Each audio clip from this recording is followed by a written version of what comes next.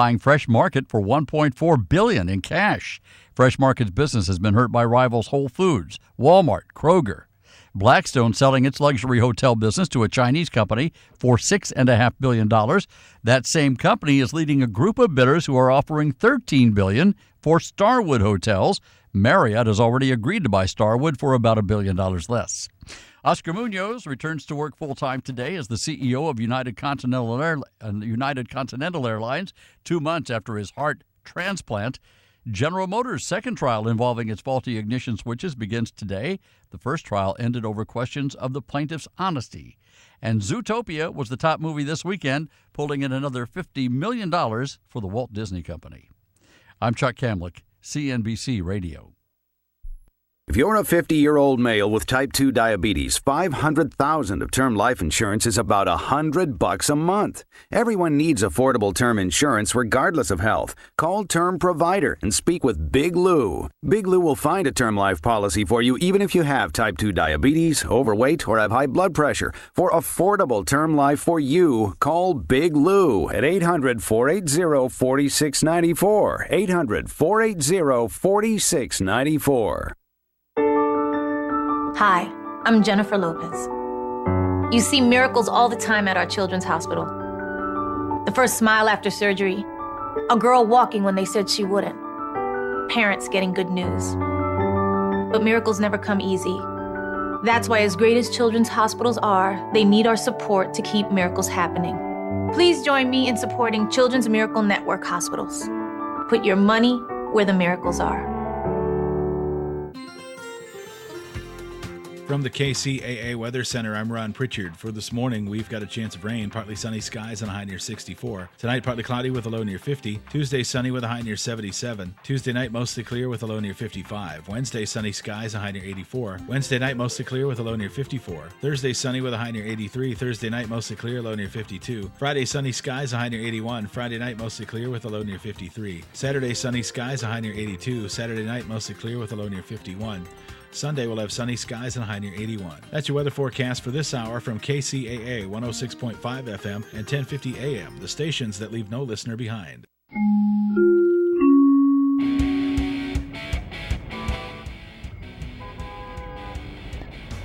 It's time for your KCAA AM 1050 and FM 106.5 traffic report. I'm Erin Brinker.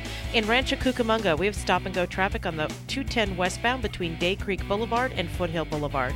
The 210 west is slow from Day Creek to Foothill. In Corona, stop-and-go traffic on the 91 westbound between McKinley Street and Auto Center/Surface Club Drive. The 91 west is slammed from McKinley to the 241. The 71 south is heavy from Euclid to the 91. In Corona, and there's an accident. The shoulder is blocked on the 15 southbound at Temescal Canyon Road. In Chino, there's an accident. The shoulder is blocked on the 60 westbound at Mountain Avenue. In Colton, an off-ramp is blocked on the 10 eastbound at 9th Street. And this has been your KCAA AM 1050 and FM 106.5 traffic report. I'm Erin Brinker. Here's the latest. I'm Tiffany Griffith. Donald Trump might pay the legal fees of a North Carolina supporter who sucker punched a protester. Donald Trump tells NBC's Meet the Press he wants to review the entire tape of the incident before deciding whether to help pay for the legal fees of the 78-year-old man. Well, I'm not aware. I will say this. I do want to see what that young man was doing because he was very taunting. He was very loud, very disruptive. That's Joe Gomez reporting. About 20 people are injured after an Amtrak train derailed in southwestern Kansas overnight. Amtrak says the Los Angeles to Chicago train derailed just after midnight Central Time. Kansas, North Carolina, Virginia, and Oregon are the number one seeds for the NCAA men's basketball tournament. The NCAA tournament begins Tuesday. And Monday morning commutes are bad enough, but this first Monday after daylight savings time kicks in can be downright deadly. Experts recommend going to bed an hour early for the next week. You're listening to the latest from 24/7 News. The rain keeps coming down on much of the South, where at least 5 people have died in flooding. Parts of the Mississippi Valley are seeing historic floods after about 2 feet of rain fell over the past few days. More storms are expected throughout the region today. More hearings are coming in Congress this week on the Flint, Michigan water crisis. Utah Congressman Jason Chaffetz visited Flint over the weekend and says he wants Michigan Governor Rick Snyder to deliver a candid assessment of what happened when he testifies this week. And voters in Florida, Ohio, Illinois, Missouri, and North Carolina cast their ballots tomorrow. The Sunshine State was the butt of some jokes on Saturday Night Live as comedian Larry David reprised his role as Democratic candidate Bernie Sanders. And finally, Senator, Florida votes on Tuesday, but you haven't spent much time there. Can you blame me? Who wants to spend time in Florida? The only reason you go to Florida is if your sister calls and says, Mom's dead, we got to go to Florida. All right. Thank you, Senator. SNL also poked fun at Ben Carson's endorsement of Donald Trump last week. I'm Tiffany Griffith. For more local radio every day, tune into KCAA Loma Linda.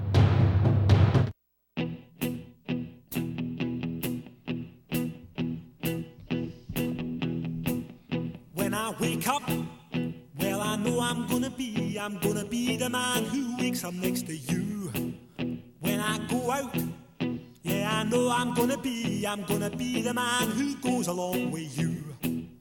If I get drunk. Good morning. Happy Monday. This is Aaron Brinker. And Tobin Brinker. And we are on the Brink, the morning show on KCAA AM 1050 and FM 106.5 on this wet and beautiful morning. I was not expecting rain. No, we kind of got lured into the idea that the rain was not going to hit us. That we're going to. You and I are meticulous at checking our weather sites, and we didn't see the rain until we saw the rain. Exactly. It's raining. Well, and further proof of that, our dogs live outside. Yes. But meaning they have a dog glue outside, and they're outside dogs. We don't leave them in at night. Well, yesterday we gave them baths because they were stinky, and today it rained. And today it rained. So, we're going to have to give them a bath again. Erin jinxed us. She made me wash the dogs. Brought the rain on. Oh, but they were so cute. They were so cute. They were good. Both of the girls were good. So they're big dogs. Yes. And, they both were good. It was a nice weekend, Erin. I have to tell you, we went out to Viva Madrid. Last night. Which is a fabulous restaurant. If you've never been. In Claremont. In Claremont. But it's one of those hidden gems. You've got to get there early before they open because it just line out the door kind of a place, and you'll wait forever because it's not big. So it's not a giant restaurant. But it's worth it. Yes, it's worth it. And they have tapas and paella, a great wine list, sangria. They have Spanish beers. And it was a party of about 6 people, and we just had a blast. Yeah. It was a great time. If you've never had authentic Spanish food, I mean, the decor is perfect. They've got like the Spanish flamenco guitar going and the music. You really feel like you're in a different place. You do. And the food is amazing. Divine. Yeah. It is so good. And the tapas are pretty inexpensive. They're about $4 a plate. And if, with drinking wine, drinking beer, drinking sangria, all the 6 people, not all just me, and plus all of the food, we spent about $35 a person. Yeah, but they just keep bringing, you just order a bunch of tapas, and they just keep bringing the little plates, and you have a little taste of this and a little taste of that. Yes. And, and it just, wow. Yes. It's really good. Viva Madrid in Claremont. And again, if you go on a Saturday night, you're going to want to start. It opens at 5. You're going to want to get in line at 4. Yeah. Because it just, it's first come, first serve. They won't seat you until your entire party is there. And it's a tiny place. But is it good. And they don't rush you. It's one of those restaurants where you expect that you're going to sit down and just have this nice leisurely meal. And like I said, as the food just sort of slowly rolls out over the period of time, and you're there with your friends, and it's a very different kind of dining experience. It's really wonderful. It's not like some places where they rush to get your order, they rush to bring your food, and then they rush to get you out the door.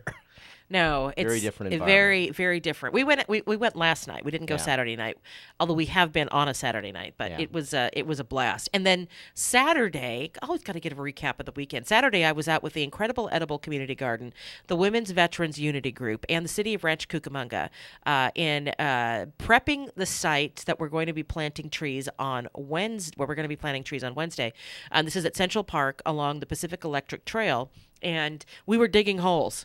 Now, most of them were out there for a full 8 hours. Tobin needed the car, so I came home early.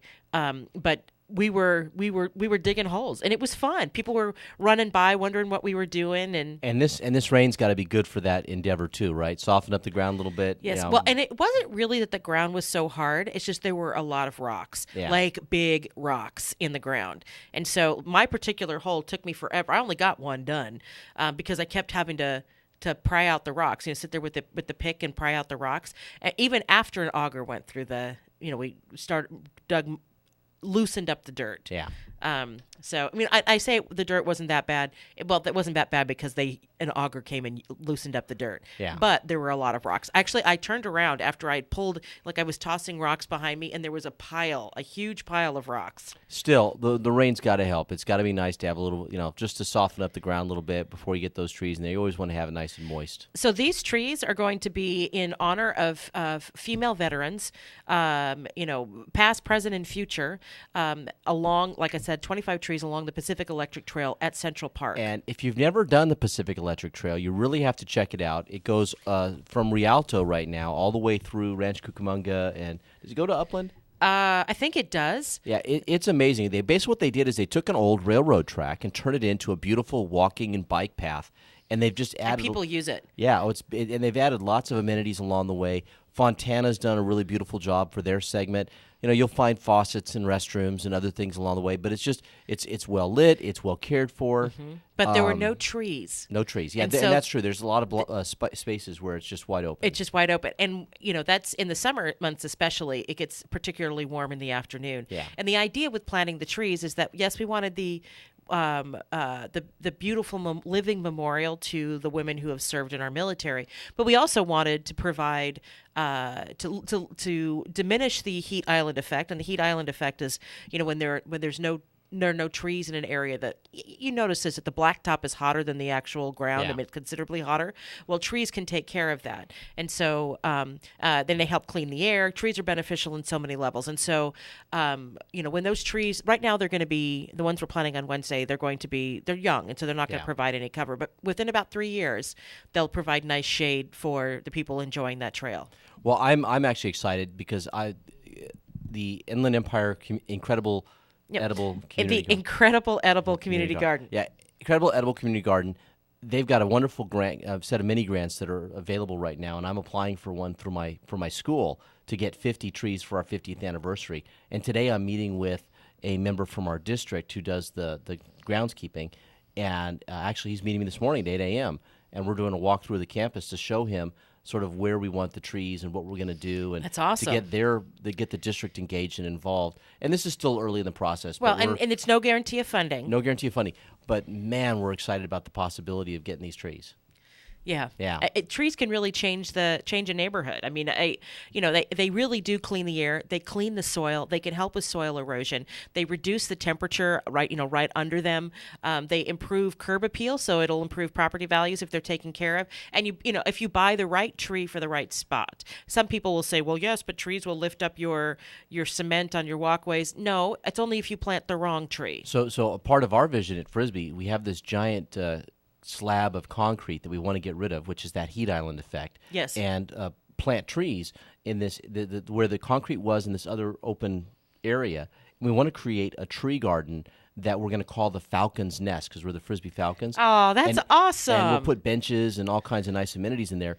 And it'll be a special place where the kids can go at lunch, but you have to earn it, right? So you have to get a special permission ticket from your teacher to go have your lunch in the Falcon's Nest, well, and as opposed to sitting under the awnings and on the metal benches. Now, the schools are open on the weekends for communities to enjoy, right? Yes. And so, will it be anywhere near the track? I mean, to encourage people to walk. Okay, so the track area, we want to put some trees up there too, but no, the Falcon's Nest would actually be nestled in next to our A-wing on the main body of the campus, in an area where the community really wouldn't get to on the weekend.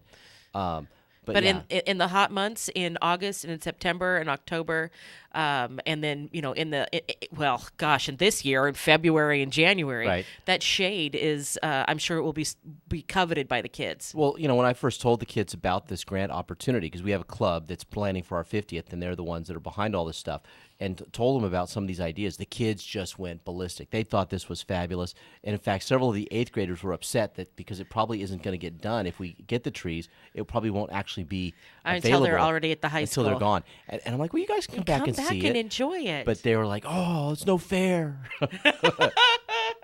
Which I thought was great. I mean, trees can really change things. So I have to give a shout out, since we have just about a minute before the break. The Incredible Edible Community Garden also has a program with what they call their guardian trees. They were donated. Trees were donated to them by Southern California Edison, and they are taking a huge number of those trees and dedicating them to veterans, past, present, and future. Well, got to have a name, so past and present. So you can get a guardian tree for your veteran. So say you want to have one in your neighborhood at a pocket park in your front yard, and it's like $25 to get one of these trees, and you'll get a marker, and there's other sponsorship levels to get you more things. You'll get a marker that says the name of your veteran, and some dog tags with the information about the tree, and it's a way of having a living memorial to the people who have served. And if you need more information about that, because it's really a fantastic program. Trees give you a wonderful return on investment, especially when they're this inexpensive.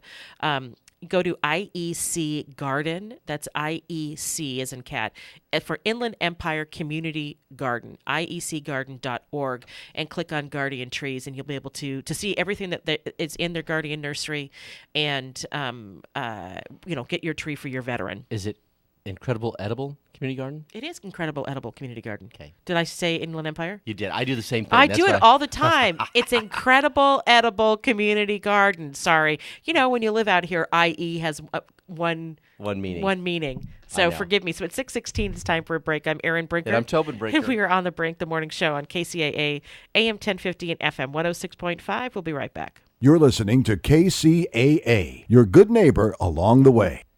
Now, here's a new concept: digital network advertising, where businesses display your ad inside their building. If a picture's worth 1,000 words, your company is going to thrive with digital network advertising. Choose your marketing sites or jump on the DNA system and advertise with all participants. Your business ad or logo is rotated multiple times an hour inside local businesses where people will discover your company. Digital network advertising, DNA, a novel way to be seen and remembered. Digital network advertising with networks in Redlands and Yucaipa. Call in the 909 area 222-9293 for introductory pricing. That's 909-222-9293 for digital network advertising. One last time, digital network advertising, 909-222-9293. Looking for a great cover band or one of the world's top tribute artists for your corporate event? You've come to the right place. David Levin Entertainment, Southern California's premier entertainment company, serving the Inland Empire, Orange County, Los Angeles, and San Diego. Call us at 650-282-5009 or visit us online and watch the videos at davidlevinent.com. That's davidlevinent.com. What have I learned so far? I've learned that there is no one path that's right for everyone. I've learned that without my high school diploma, I can only do so much. My options were limited. I found a free personalized learning program with Learn for Life that is a flexible schedule so I could keep my job while earning my high school diploma. I found new career training opportunities that would jumpstart my future. What have I learned so far? I've learned that I can change my life. Are you 14 to 19 years old and looking for a free high school diploma program with flexible meeting times? This program allows you to keep your job or important family responsibilities while earning your high school diploma. If you've fallen behind on credits or dropped out of school completely, get back on track with free tutoring, a caring faculty, and one-on-one attention. For more information on how to reach your graduation goal, visit learnforlife.org. That's LEARN4LIFE.org. Or enroll today by calling 877-360-LEARN. That's 877-360-LEARN. Hi, this is Steve Alladort from Rancho Financial with the Mortgage Minute. With property values increasing, this might be the perfect time to do a loan checkup to see if it makes sense to refinance. Do you have an equity line? If your equity line is getting close to 10 years old, your payment is about to fully amortize. Coupled with the certainty that the feds will soon increase short-term rates, there might be a substantial jump in payment on your line of credit. If we combine your current loan, equity line, and possibly even some of your credit debt, there could be a substantial reduction in what you have to pay each month. Do you have VA eligibility? VA will allow 100% cash-out financing. This may be a perfect time to use your eligibility. We can go 85% cash out with FHA or 80% with a standard conventional loan. There are many possible options that could make a huge difference in your monthly payments. That's why you need a loan financial planner to provide you with all of your possible options. Give me a call, Steve Alladort, at 888-563-1070. That's 888-563-1070, or go to loanfinancialplanner.com. What is San Bernardino going to do with the Carousel Mall? Keep track of the mall development and more local news in the San Bernardino City News. Local sports, education, business, and entertainment news in print and online at sanbernardinocitynews.com. Listen to KCAA Loma Linda for less confrontation and more information.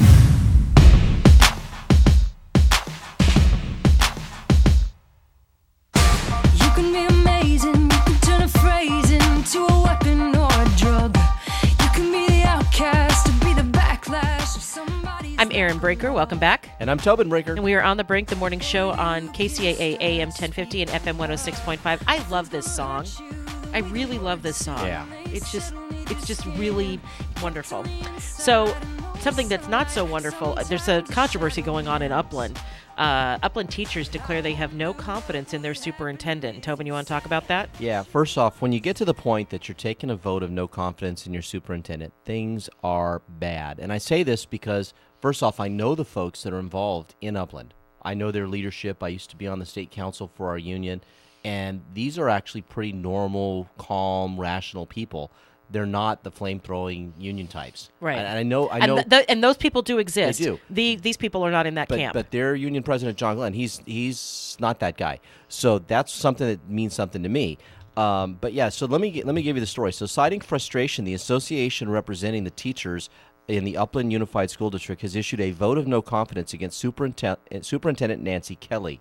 The no confidence declaration is not related to a meeting planned for Wednesday between the Upland Teachers Association and district officials to discuss an ongoing contract dispute, John Glenn said, as the spokesperson for the Upland Teachers Association.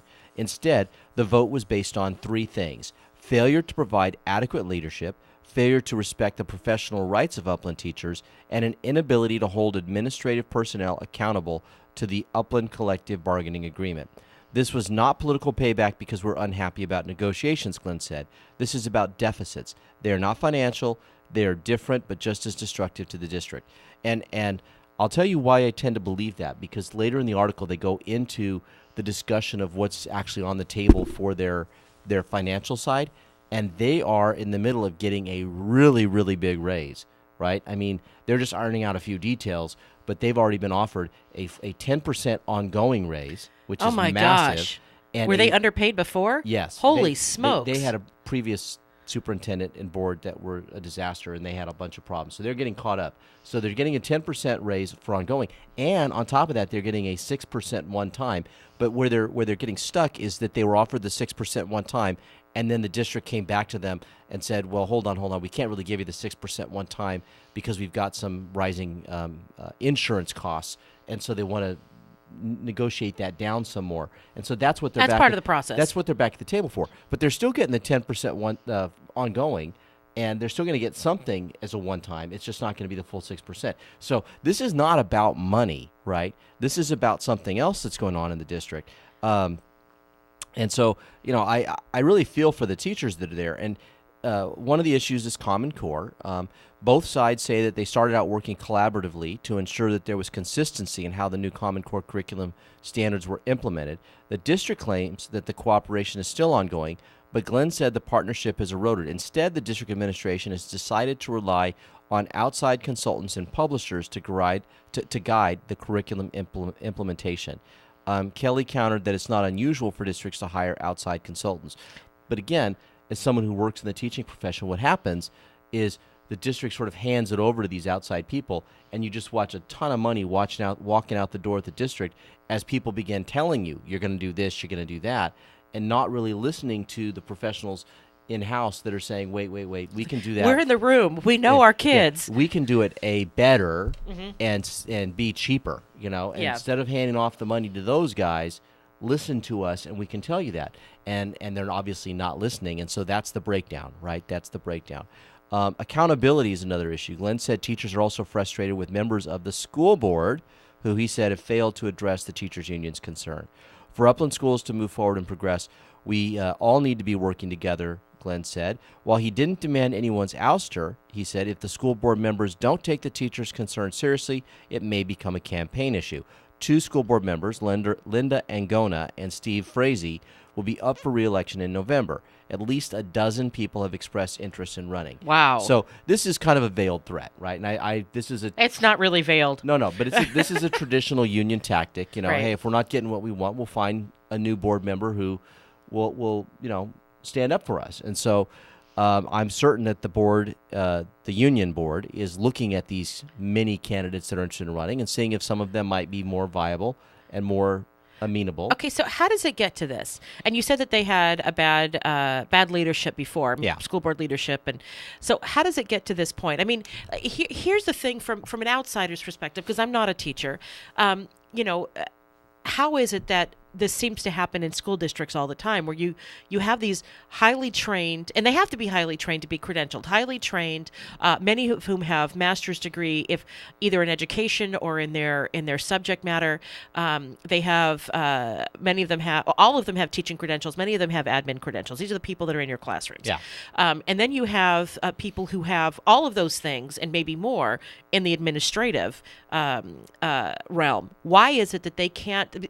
And it was important to talk about how highly educated they were, because they have. You would assume that they understand the big picture. Why is it that this happens all the time in districts? Egos and personalities. The bosses want to be the bosses, right? So the admin people don't like having union folks dictate to them, and they have a feeling like that's what's happening, is that they're being told, you must do this, you must do that.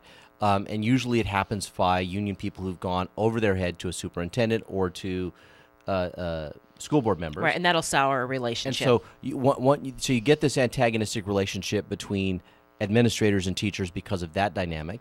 Then you get a superintendent who comes in who seems disconnected from what's actually happening in the district and is bringing in all these consultants and other people. And again, this fractures the relationship, And then you have board members that and I say this as a former board member, who have other lives and jobs, and their board service is just a couple hours a month, and they just get swamped with these people who have all these overwhelming issues, right? And they're not quite sure how to deal with it, and their fallback is always to support the superintendent that they've hired, and and tell the superintendent to fix it.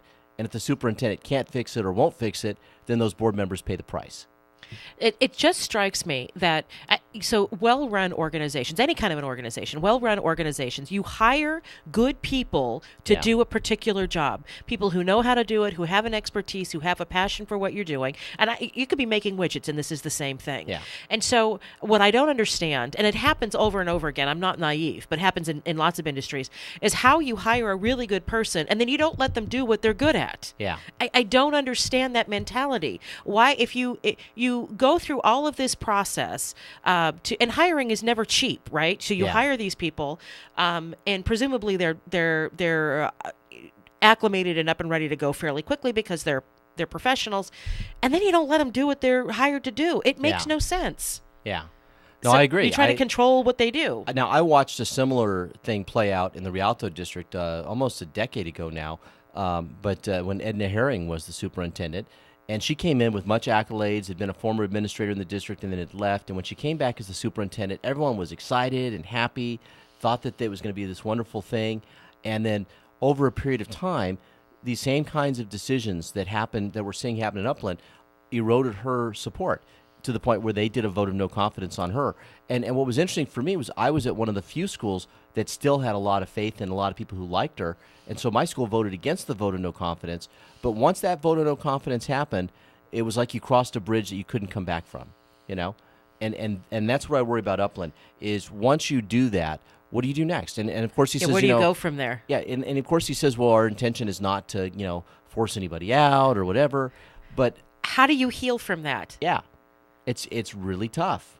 It's really tough, and that's the concern. And and as much as they say it's not about money, until the money gets resolved, that's what everyone's going to think it's about until they finally put that thing to bed. So, Well, and I wonder, what are the chances of it being put to bed now? Because if you're in these negotiations for money and a significant amount of money, do you then start flame throwing against the opposition during that process? And I question the timing. Well, I do too. I mean, because they appear to have a pretty good offer on the table. Yeah. I mean, I teachers in my district would be salivating to hear we're getting 10%. I mean, they would be chomping at the bit through the moon. Uh-huh. And so this vote of no confidence.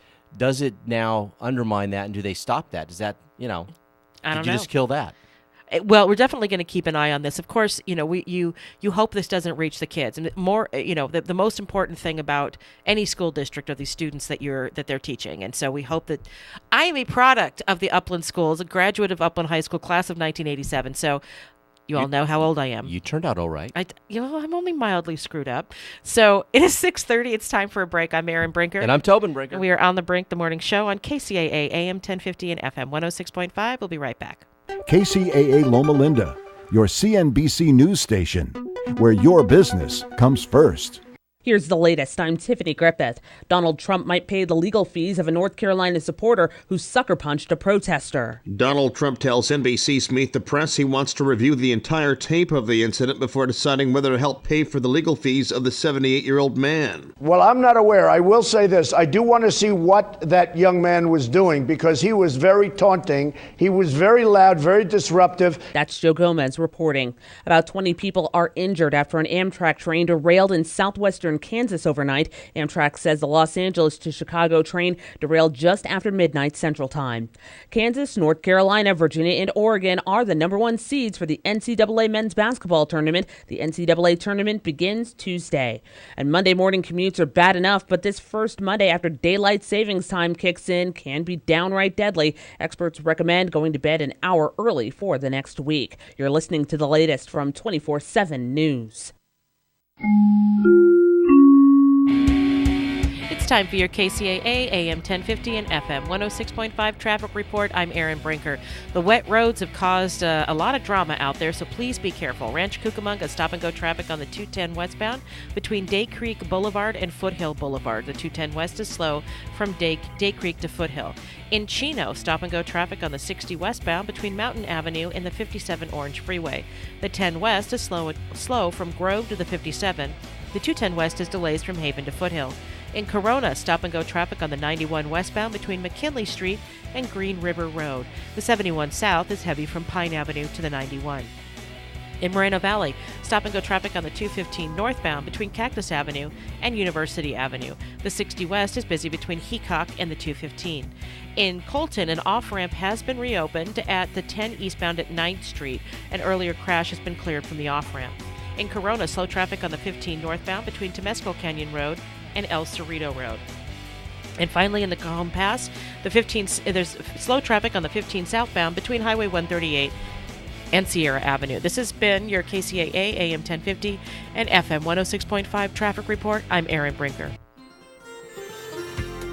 From the KCAA Weather Center, I'm Ron Pritchard. For this morning, we've got a chance of rain, partly sunny skies and a high near 64. Tonight, partly cloudy with a low near 50. Tuesday, sunny with a high near 77. Tuesday night, mostly clear with a low near 55. Wednesday, sunny skies, a high near 84. Wednesday night, mostly clear with a low near 54. Thursday, sunny with a high near 83. Thursday night, mostly clear, low near 52. Friday, sunny skies, a high near 81. Friday night, mostly clear with a low near 53. Saturday, sunny skies, a high near 82. Saturday night, mostly clear with a low near 51. Sunday will have sunny skies and a high near 81. That's your weather forecast for this hour from KCAA 106.5 FM and 1050 AM, the stations that leave no listener behind. Hi, it's Dave Collins in Snow Country. We start the week with mostly fresh powder in most of our mountains and the chance for more fresh stuff. That's throughout the rest of the week. Snow Summit with a couple of inches over the past few days. They're still at 100%. Over 2 dozen trails for you to ski and ride down there. Bear Mountain with a fresh coating over the weekend, too. They've got almost 20 trails. Almost 2.5 feet of snowfall at Mammoth as they ski at 100%. That's 3,500 acres with fresh powder on it and 1,700 acres. Over 60 trails right now at Bear Valley as they picked up a foot of snowfall over the weekend. Squaw Valley with almost 5 feet of snowfall over the past week. They've got over 80 runs available for you. Alpine Meadows with about 4 feet of snowfall over the past week. They've got 75 trails. Snowpole in Arizona with a couple of inches over the past week. There are 37 runs. Mount Bachelor up north in Oregon with over 2 feet of snowfall in the past week as they're at 100%. That's almost 3,700 acres for you to explore. More at snowcountry.com. I'm Dave Collins on KCAA 1050 AM and the only 106.5 FM. KCAA Loma Linda, your CNBC news station for the Inland Empire. I never seem to finish all my food. I always get a doggy bag from the waiter. So I just keep what's still unchewed. Welcome back. I'm Erin Brinker. And I'm Weird Al. No, you're Tobin Brinker. I'm Tobin Brinker, but I love Weird Al. I know, we love both that do. song. And we are on the Brink, the morning show on KCAA AM 1050 and FM 106.5. So there's kind of a gross story. The coroner in LA County, the LA County coroner, he quits as 180, get that, 180 bodies pile up in his morgue. Mark Fajardo says goodbye to the LA County coroner's office. With dead bodies piled high in a budget that apparently falls short, the LA County coroner has quit his job. Mark Fajardo abruptly announced Thursday that he's resigning after only 2 years as the top medical examiner. This is according to the LA Times. Ultimately, I wasn't supplied the resources I need to perform my job duty, he says. Every year we made requests for positions that need to be filled. Each year we were not supplied with the personnel we need. Meanwhile, hundreds of autopsies and toxicology tests have been backed up at the coroner's office, which ties up funerals, life insurance payouts, and civil and criminal cases. It's nuts, Fajardo tells the LA Daily News of the backlog. It's been progressing for a number of months now, but it's hardly surprising. In a 2010 county audit predicted physician shortages there, and forensic pathologists tend to become private pathologists to make more money, the LA Times reports. Yet Fajardo's office, one of the nation's busiest, the AP says, with about 8,500 physical examinations per year, was facing a $3.2 million budget cut. Now the office could lose accreditation from the National Association of Medical Examiners, meaning autopsies and work there would lose credibility. It means the job's not being done properly, says David Fowler, head of the association. As for Fajardo, he's going back to his old job as a top forensic pathologist in Riverside County. Wow. You know, this is one of those stories that this should be a kick in the gut for the folks in LA County, right? Yeah, absolutely. I mean, this is like one of those functions of the bureaucratic state that has to get done. Yes. You cannot ignore it. There are certain things that the government is supposed to do. Yeah. That this is part of their duty. This is one of them. Now, I saw something similar happen when I was at the city council in San Bernardino. Now, for us, it was in our business development office where we had people turning in their business plans and for work that they needed done, and we didn't have enough people to do it. And so the consequence was that it ended up costing us a fortune to get caught up, because then we had to go and hire private companies at a much greater expense to then do the hurry up. Yep. To get and then we tried to pass that cost on to the people that needed the services. And of course they got upset because now it's becoming extremely expensive to do business in San Bernardino. But this is a similar kind of a deal, because these bodies can't just lie around forever, so they're going to have to then go and hire a bunch of people. It's going to cost them a fortune to get out of this mess. So imagine you're a newly widowed mom, got kids at home, and you're waiting for your life insurance payout. Yep. But you're not going to get it for months because the LA County coroner's office is so backlogged. Wow. In the meantime, you've lost your husband and the provider for your family. And then you maybe lose your house. Right, and exactly. you can't feed your kids. And so despite the fact that you were responsible and you took care of yourself by buying life insurance, you can't get your life insurance payout because this particular office isn't on the ball. And I don't blame Mr. Fajardo or Dr. Fajardo for resigning, because this would have been pinned on him if that accreditation were lost. Yeah, well, and he's obviously trying to draw attention to the problem with his resignation, and I hope it does. The next step is as I think what you described is you'll see widows and folks showing up at these meetings, telling their stories. Yes. Yes. And then these elected officials are going to have major egg on their face. They need to get on this yesterday. Well, and think about it too. So say you have a criminal case against, there's a wrongful death case, which would be civil, or there's a criminal case and somebody's sitting in jail awaiting trial, but the trial can't happen because you don't even have a forensic test. You don't even have anything to rule cause of death you hear about the backlogs in the courthouses. This is one more thing that ends up backing up cases, right? Yes. Wow. Because there's so many moving parts with the way the legal system works, and this is just one more. Now, the silver lining is that Riverside gets him back. Yeah. Riverside County gets him back. And obviously, Dr. Fajardo has some serious qualifications, or he wouldn't have been the LA County coroner. Yeah. And, so that's their loss, Riverside's gain. However, LA County needs to clean up their act. Yeah. So we just had a story about LA's loss.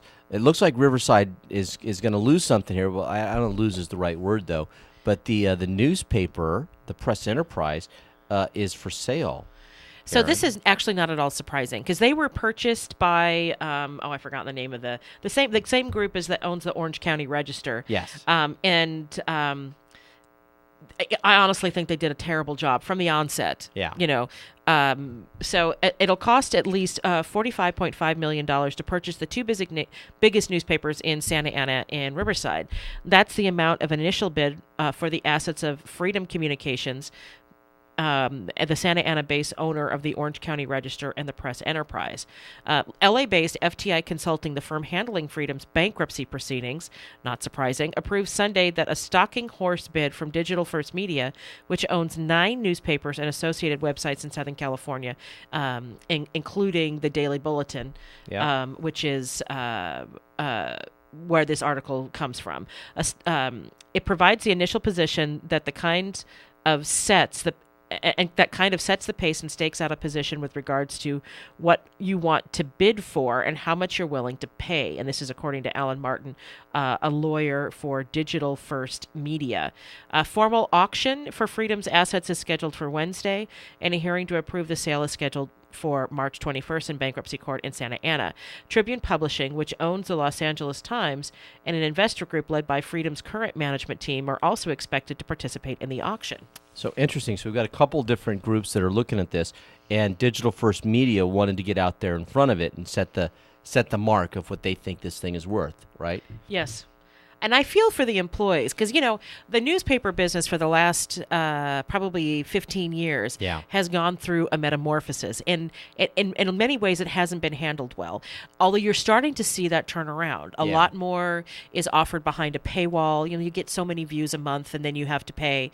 And I don't mind. You can pay for, I think news has value and I don't mind paying for it. But in the meantime, and during all this stuff, not the meantime, but during all of this stuff, you've seen massive layoffs. The papers have been restructured, a lot more citizen journalism. The pricing mechanisms and the pricing levels have been, I think, the biggest challenge because, people are willing to pay, but they do want to get those sort of free articles as well. And so they've had to sort of figure that out.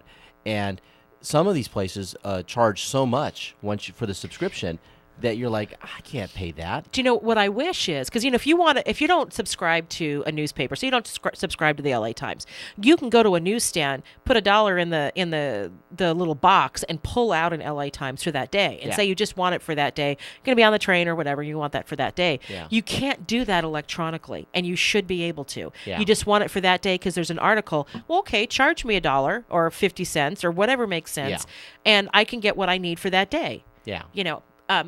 So I can buy a subscription and get a discount. And the reason they haven't typically done that is because they get charged transaction fees.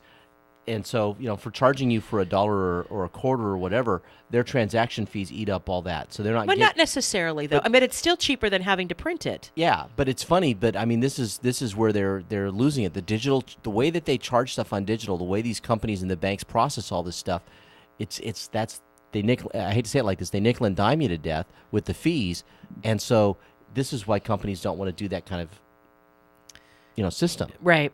I get it. I mean, I do get it. But so Freedom Communications has had a tumultuous 4 years. In July 2012, greeting card executive Aaron Kushner and his partner Eric Spitz bought the company with an ambitious plan of investing in print journalism in an era where steep declines in print revenue had already led to deep cuts in newsrooms and the closure of newspapers nationwide. Freedom sold off its smaller papers, including the Victorville Daily Press in the High Desert, even as more than doubled its Santa Ana newsroom staff and announced ambitious plans to enter the Long Beach and LA markets with registered newspapers for each. In 2013, Freedom purchased the press enterprise. Freedom purchased the press enterprise for $27 million. And I remember going to an event at the Mission Inn where Aaron Kushner was there talking about all of his vision and stuff. It didn't make sense to me at the time. It made no sense to me. It was a lot of corporate jargonese and it's not that I didn't understand the language. I did. Yeah. It just didn't make sense. The aggressive expansion strategy, however, short-lived. The LA Register only lasted 5 months, and the Long Beach Register lasted 16. The OC Register has since suffered 3 rounds of layoffs and buyouts. Kushner and Spitz left Freedom in March 2015, less than 3 years after they acquired it. In November, Freedom Communications declared bankruptcy. Wow. And it really is quite sad. On the one hand, you applaud them for trying to grow the business and coming in with an aggressive strategy like that. But on the other hand, it seems like it failed miserably, and you wonder if they had taken maybe a slower growth approach to it, if they'd been able to be more successful. And here's the thing. You can make... Smaller papers can be world-class papers with world-class content.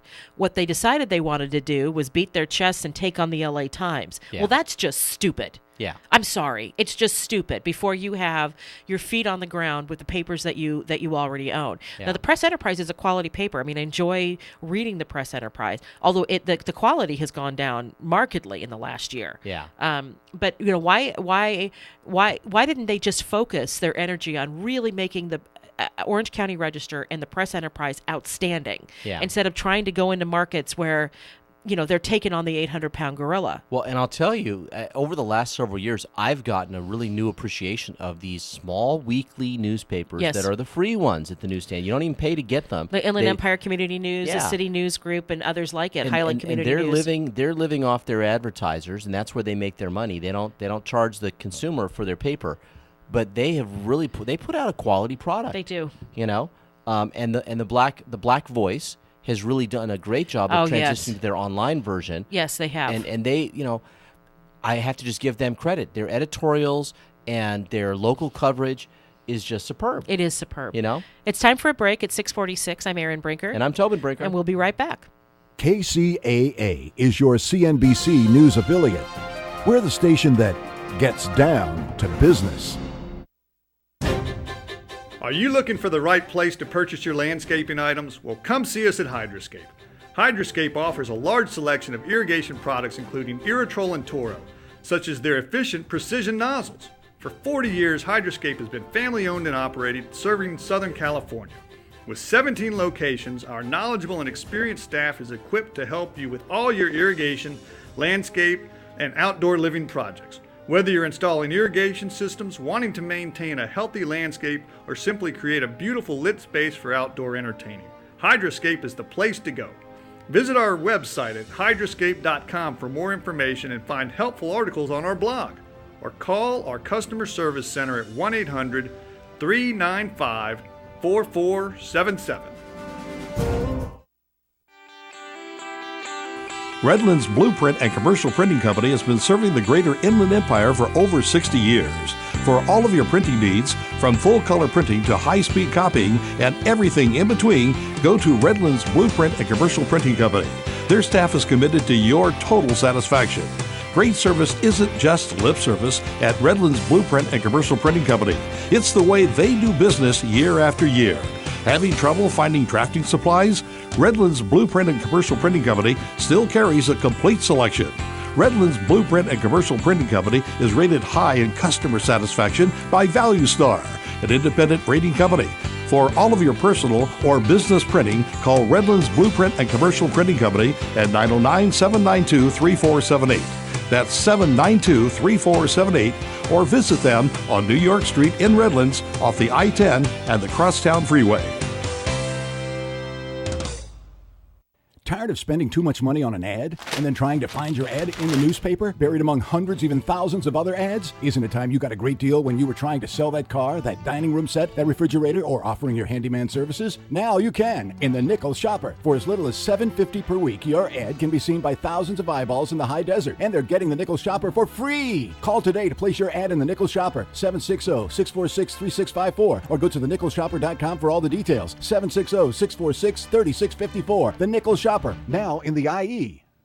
Hi, Larry Burnett here to remind you that if you haven't been listening to Open Season on KCAA, then you haven't heard Jerry West, Vin Scully, Goldberg, Tommy John, Nancy Lieberman, Sam Bam Cunningham, Jim Lampley, or Todd Marinovich. Hey, if you love sports, join Mark Mancini, Fred Wallen, and me as we tackle the issues, swing for the fences, and make sports fun again. Open Season, Thursday afternoons at 3:05 p.m., right here on KCAA, AM and FM. That's KCAA 1050 AM and 106.5 FM. Remember when AM radio was so good that you couldn't turn it off? And now the mighty Wolfman doth roll up his sleeves and giveth to you the Beach Boy. Round, round, get around, I get around, yeah, get around. I now declare that all the fun we're having here is deemed retroactive. That is, it'll negate all the bad times you ever had before, and henceforth further make all the bad times that might be coming now better. You're listening to the Wolfman Jack Show. You're setting fire to your hearts. Oh, I know that it smarts. I know you're just burning with desire and hoping that your Wolfman go put out the fire. This is Eagles, baby. New kid in town. Listen to The Wolfman Friday and Saturday nights from midnight to 5 a.m. exclusively on KCAA.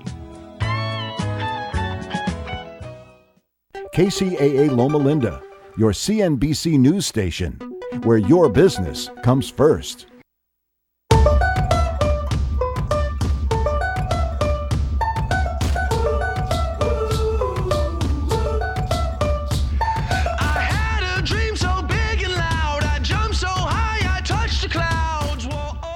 Welcome back. I'm Erin Brinker. And I'm Tobin Brinker. And we are on The Brink, the morning show. And so glad to have you joining us today here on this Monday. There's a story in the LA Times that is kind of, it really, I understand both sides, but I found it upsetting. You've heard about this tiny house movement, haven't you? I have. I think it's fascinating. It is absolutely fascinating. And what it is that typically what it is young people, a lot of millennials have done this, but also retired people who just, they're tired of making a mortgage. They don't want to have to deal with that. And so they take their money and they build on a flatbed truck a very tiny house. And they make them so, like this, they'll make it like 2 stories or a loft, and there's a bed upstairs, and they can make them with plumbing and a little tiny bathroom. And we're talking about something that's the size of a garden shed. Okay, so this is actually different though. These are the tiny houses for the homeless. Well, no. I'm getting there. Okay. I'm getting there. So this tiny house movement, that's where it started. Yeah. And so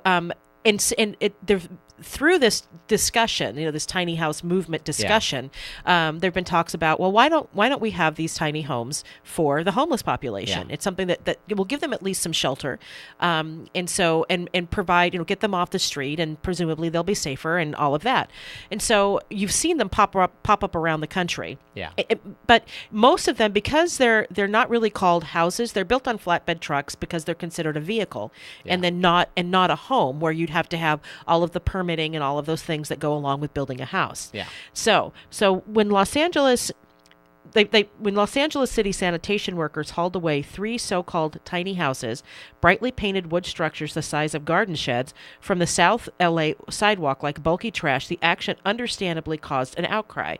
Despite their size and the absence of such basic amenities as plumbing and heating, the solar-powered houses had been quickly embraced by homeless people as an alternative to sleeping in a shelter or on a street. Another 8 structures were taken away by the builder, who'd raised money for the project from like-minded donors sympathetic to the plight of homeless people. The endeavor seemed enterprising and came at no direct cost to a city struggling to house more than 25,000 homeless people in a country with, in a county rather, with 44,000 homeless. Yeah. And so I needed to provide the context of what a tiny house meant. And these are a little bit different because they didn't have plumbing, and you can make them with plumbing. Yeah. Just like you can in a motorhome. So before you go on, I want to share my first sort of awareness of this, besides the ones you're talking about, which were being made by more affluent people. The first time I saw one for a homeless person, I watched a video on Facebook of a gentleman up in the San Francisco area who basically had seen this woman on his street week after week, homeless woman pushing the cart, and and asked her about where she stayed, and and she didn't really have a good answer, and and he worried about her.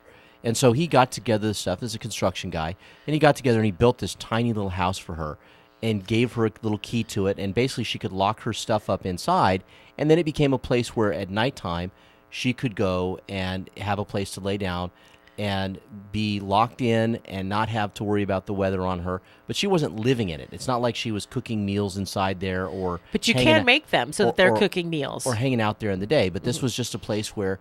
And it sat, and it's really kind of a cute little hut, but it sat out on the curb in front of his house, right?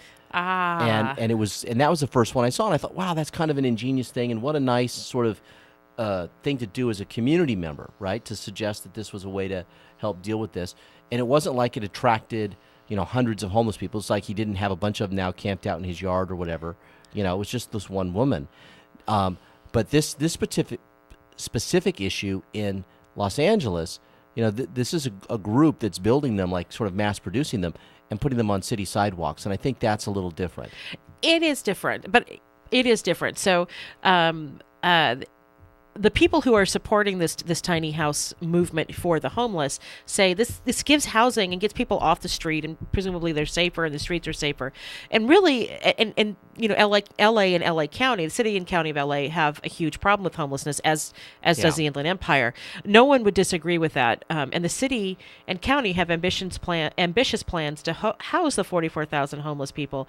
But those plans, just approved last month, will cost hundreds of millions of dollars. $1.85 billion is what they say it's going to cost. That's the estimate. Oh my God! That's over 10 years. And because everything has to be studied and reviewed and implemented and blah blah blah. And while tiny houses dotting a sidewalk might not have been the safest alternative, nor a real substitute for permanent housing, at least they offered an interim solution. And this is the problem. So the county is saying that, with these tiny houses, people are still, because there's no facilities, there's still, urinating and defecating in the street. There's still public drunkenness. There's still drug use. There's still, other issues that go along with homelessness. It hasn't taken care of that problem. Exactly.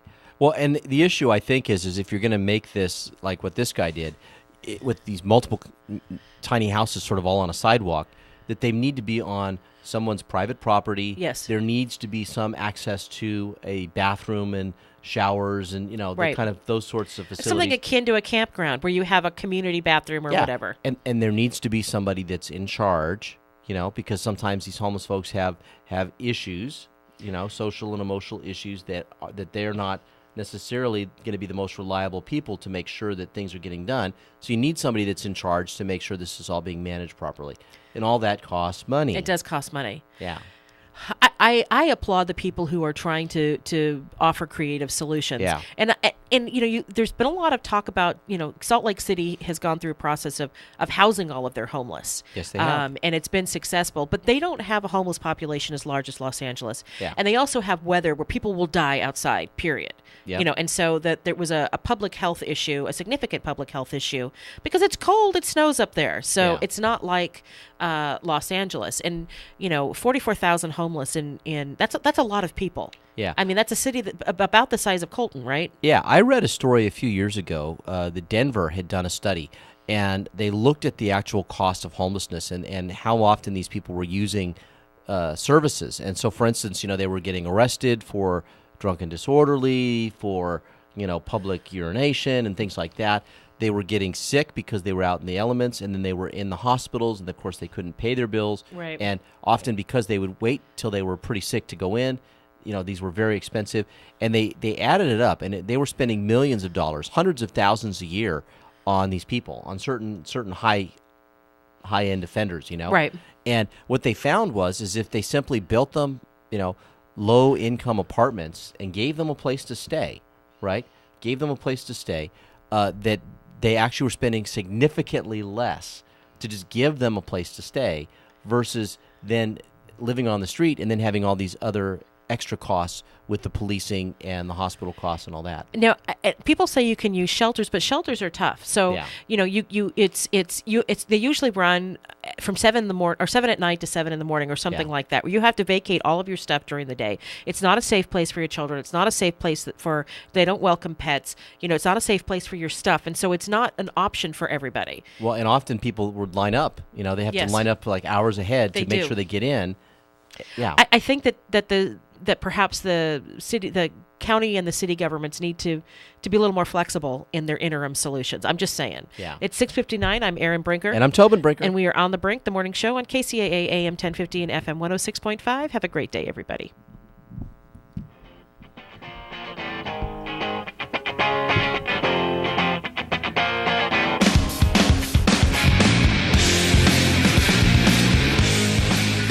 You're listening to KCAA, Loma Linda, California. The best station in the nation. I'm Chris Maurer, CNBC Business Radio. Nothing in the way of major economic data out today, but there are plenty of key reports during the week. Tomorrow, look for February retail sales, producer prices, and the monthly home builders survey. Also Tuesday, central bank policy setters will begin their two-day meeting. Shares of Starwood Hotels and Resorts are surging in pre-market trading. The hotel chain says it's gotten an unsolicited takeover bid by a group of investors from China. The $12.8 billion offer could threaten its tie-up with Marriott. Starwood's board has acknowledged getting the proposal, but at this point hasn't changed its recommendation to support the Marriott deal. And keep an eye on shares of Yahoo today. Recode is reporting the internet giant will put the kibosh on several projects, including Yahoo Games, Live Text, Yahoo Astrology, and several parts of its Yahoo Boss web search platform. If you're a 50-year-old male with type 2 diabetes, $500,000 of term life insurance is about $100 a month. Everyone needs affordable term insurance regardless of health. Call Term Provider and speak with Big Lou. Big Lou will find a term life policy for you even if you have type 2 diabetes, overweight, or have high blood pressure. For affordable term life for you, call Big Lou at 800-480-4694. 800-480-4694. Taco Bell finds shocking data in new polls. 100% of dentists know you're lying about flossing. Michigan doesn't think it's that cold. And finally, Americans want a dollar menu that actually costs $1. You don't say. Taco Bell's new $1 morning value menu with stuff like sausage flatbread quesadillas with eggs, juicy sausage, melty cheese, all folded up in a warm flatbread for just $1. The only breakfast value menu where everything's $1. Comparison based among national quick service restaurants at participating locations. Prices and items may vary. Tax extra. From the KCAA Weather Center, I'm Ron Pritchard. For this morning, we've got a chance of rain, partly sunny skies and a high near 64. Tonight, partly cloudy with a low near 50. Tuesday, sunny with a high near 77. Tuesday night, mostly clear with a low near 55. Wednesday, sunny skies, a high near 84. Wednesday night, mostly clear with a low near 54. Thursday, sunny with a high near 83. Thursday night, mostly clear, low near 52. Friday, sunny skies, a high near 81. Friday night, mostly clear with a low near 53. Saturday, sunny skies, a high near 82. Saturday night, mostly clear with a low near 51. Sunday will have sunny skies and a high near 81. That's your weather forecast for this hour from KCAA 106.5 FM and 1050 AM, the stations that leave no listener behind.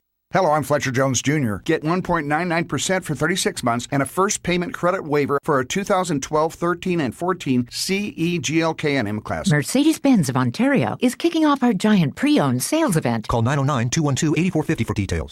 Here's the latest. I'm Tiffany Griffith. Donald Trump might pay the legal fees of a North Carolina supporter who sucker punched a protester. Donald Trump tells NBC's Meet the Press he wants to review the entire tape of the incident before deciding whether to help pay for the legal fees of the 78-year-old man. Well, I'm not aware. I will say this. I do want to see what that young man was doing because he was very taunting. He was very loud, very disruptive. That's Joe Gomez reporting.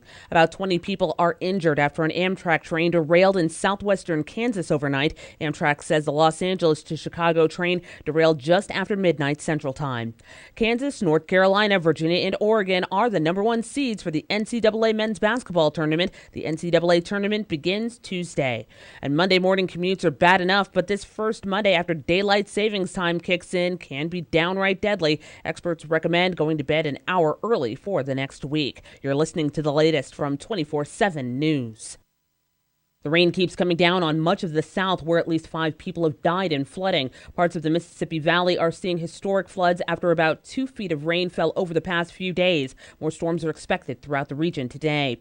More hearings are coming in Congress this week on the Flint, Michigan water crisis. Utah Congressman Jason Chaffetz visited Flint over the weekend and says he wants Michigan Governor Rick Snyder to deliver a candid assessment of what happened when he testifies this week. And voters in Florida, Ohio, Illinois, Missouri, and North Carolina cast their ballots tomorrow. The Sunshine State was the butt of some jokes on Saturday Night Live as comedian Larry David reprised his role as Democratic candidate Bernie Sanders. And finally, Senator, Florida votes on Tuesday, but you haven't spent much time there. Can you blame me? Who wants to spend time in Florida? The only reason you go to Florida is if your sister calls and says, Mom's dead, we got to go to Florida. All right. Thank you, Senator. SNL also poked fun at Ben Carson's endorsement of Donald Trump last week. I'm Tiffany Griffith.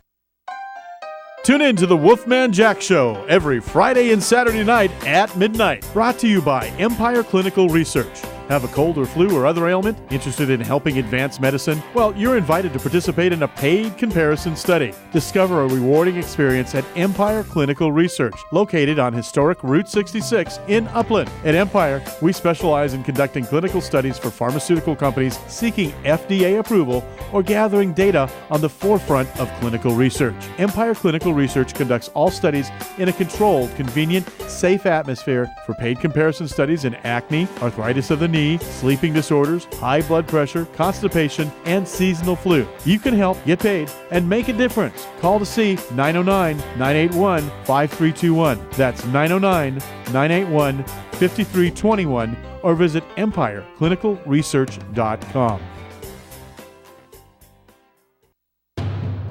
For more local radio every day, tune into KCAA Loma Linda.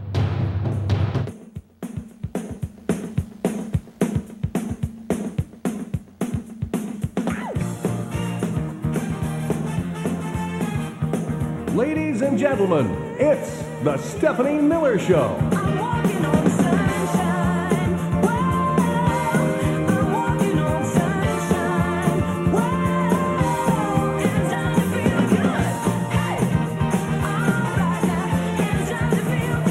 Yeah. It is the Stephanie Miller Show. Fridays with Frangela coming up next hour. Howie Mandel at the bottom of the hour. Oh, now we found the Road for Mary jingle I was thinking of. We've missed her so. We really have. You think you're so smart.